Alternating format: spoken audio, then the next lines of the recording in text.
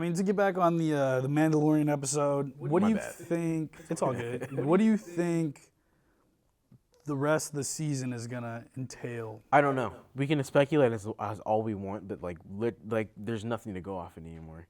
Like I can speculate what I think this stuff means, and that's probably like it could show up in the rest of the season. But like, I really want Mace Windu to show up and be like, "You little mother, I've been searching for you for damn near 30. I've been searching for your adorable ass for almost 30 years." We don't know if he's dead. But he would be. Cause look, I'll put it. He was older than Obi-Wan. Correct, but we don't know if he's dead. Cause That's true. Cause there was Daniel RPK has gone out, and he's not the only one to say this, but there's and I talked about this before very briefly. I think it was on September 13th or 14th. There was he put out stuff that was essentially there's a Mace Windu series in development, and they're already considering bringing back Samuel Jackson to portray an older one and having a younger Mace Windu at the same time. I can see that. So he could have been the one to somehow survived and saved Grogu. Like we don't know who saved him. That is true because in the episode she said that someone took him from the temple. I wonder if like Grogu saw Anakin kill all those kids, like dude, in a corner. Wait, dude, that makes so much sense. It makes so much sense now. Think about it. In the episode, Mace Windu or the Mace Windu. Right. Dude, now that you said that, that makes so much sense. That could be an easy plot because remember, he also they don't even have to say like, because there's still the whole time travel thing from Rebels. So him falling could have been, Ezra went back to that place, went back in time, saw him falling and back in time, and just pulled him out. This is more plausible for me. For me, I think that he survived somehow. He survived the fall. I'm saying you don't even have to say that with that whole time travel thing from Rebels. Like the surviving the fall thing, yeah, sure, that's plausible. But like you could take it a step further and be like, Filoni already established time travel in Rebels. Like, so he can pull back as long as if there is someone who has an ambiguous death, he can pull them back out and put them back into the Star Wars. But that's what I'm saying.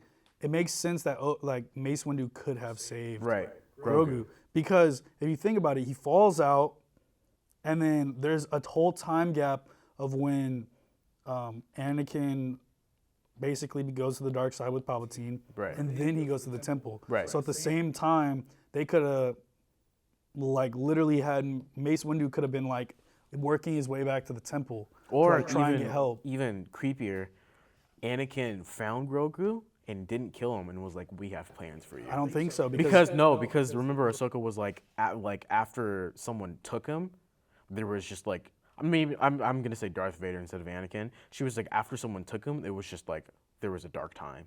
Like, and but I feel like maybe he got saved. He got saved, and then something, but he wasn't in safe hands after that. Yeah, but I'm saying it would make sense that if Mace Windu was still alive, he could have been the guy to get to the temple to try and save what was happening, and like he just either he was fighting in the temple, something happened that it makes sense that Mace Windu could be in there. Right.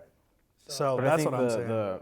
I'm not saying that's gonna happen. I think I already said the obvious answer, but after that would be the obvious answer being Moff Gideon shows up before a Jedi can even come and help him out or agree to train Grogu. I think the next obvious choice after that would be Sebastian Stan playing a young Luke Skywalker, Ezra Bridger, or even Cal Kestis from Jedi Fallen Order, because we don't know where he's at this point. We don't even know if he's alive. Yeah, there's just so many like stories. Because we don't have any footage, there's so much that we can speculate on and make theories about and figure out what they're gonna do. Yeah, but I mean, I'm saying in Star Wars as a whole, they really didn't do much storytelling in the main episodes, except for following the main characters they wanted to follow. I mean, it's a movie. You only have so much time. I know that's true, but I'm saying like there's so much character development elsewhere, which I think.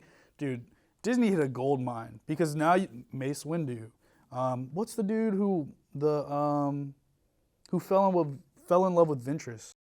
Oh, Quinlan Voss. We don't even know what happened to him. Exactly. He could get his own series. He easily could have been the one to save him too, because he has a special ability where he can see force vision.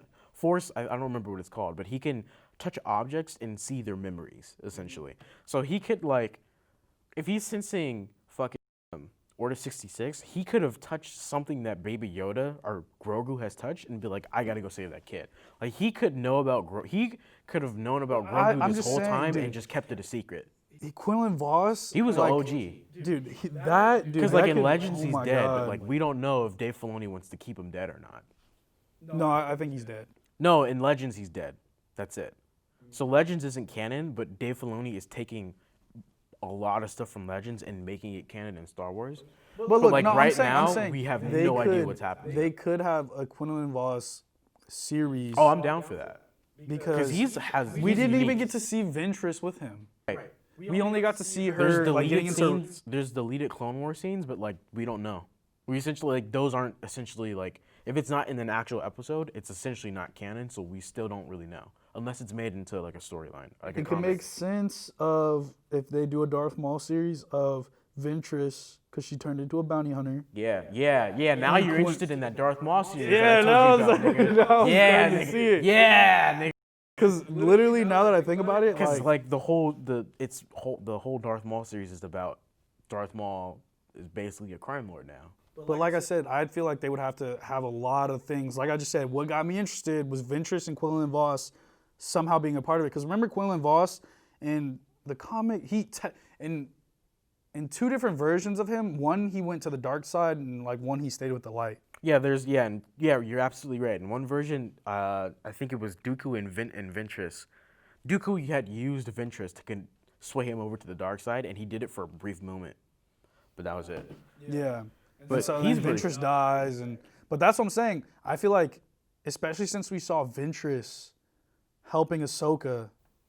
For that brief moment, For that brief for those few moment, episodes in Clone Wars, you're You right. start to see her turn to the light, and then she gets with Quinlan Voss. So like, there's that whole we could see the whole build up with Quinlan Voss, and then him with Ventress, and